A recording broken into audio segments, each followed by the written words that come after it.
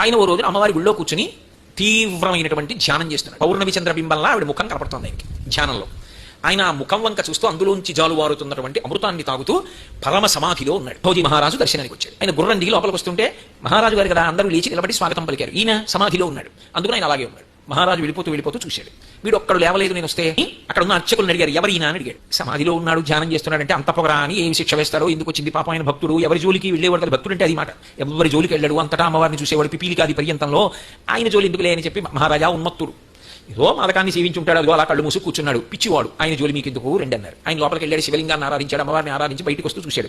వెలిగిపోతోంది ముఖం. వీళ్ళు చెప్పింది అబద్ధం, ఏదో ఉంది ఇందులో అనుకున్నాడు. ఒకసారి కదిపి బహిర్ముఖుణ్ణి చేయండి అన్నాడు. కదిపి బహిర్ముఖుణ్ణి చేశాడు. ఆయన కళ్ళు విప్పుతూనే మహారాజు అన్నాడు, ఇవాళ తిథి అన్నాడు. నిండు పౌర్ణమి అన్నాడు. ఎందుకని లోపల అమ్మవారు కనపడుతోంది ముఖం, పౌర్ణమి చంద్రబింబంలా కనపడుతోంది ఆవిడ. ఆవిడ ముఖాన్ని చూస్తున్నవాడు కాబట్టి బహిర్ముఖుడై నిండు పౌర్ణమి అన్నాడు. ఏమీ అనలేదు మహారాజు. ఆ రోజు అమావాస్య, సాయంకాలం చీకటి పడ్డాక వస్తాను, పౌర్ణమి చంద్రబింబాన్ని చూపిస్తావా అన్నాడు. తప్పకుండా అన్నాడు. వెళ్ళిపోయాడు. ఆయన పూచి ఆవిడిది. ఎందుకని ధ్యానం చేశాడది కాదు, లోకమంతటా వీళ్ళని చూస్తాడు కాబట్టి.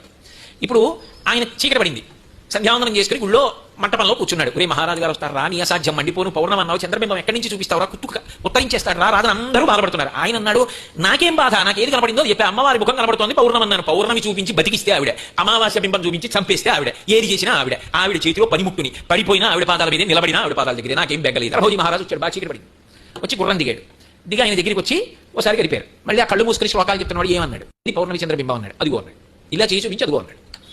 అదిగో అనేటప్పటికీ ఇక్కడున్నాడా అని హిరణ్యకశిపుడు అడిగితే అంతటా నరసింహస్వరూపం నిండిపోయినట్టు. ఇదిగో అనేటప్పటికీ అభిరామ భట్టు అక్కడ పౌర్ణమి చంద్రబింబం కనపడాలి. రాజు ఇలా చూశాడు. అమ్మవారు కాపాడాలి, ఆయన శోకిస్తాడు.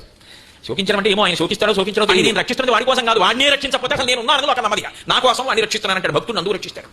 కాబట్టి ఇప్పుడు ఆవిడ ఏం చేసింది, వెంటనే తన కుండలాన్ని తీసి ఆకాశంలోకి విసిరింది. ఆ కుండలం ఆకాశంలో పౌర్ణమి చంద్రబింబంలా ప్రకాశించింది. మహారాజు వెంటనే అభిరామ భట్టు పాదాల మీద పడ్డాడు.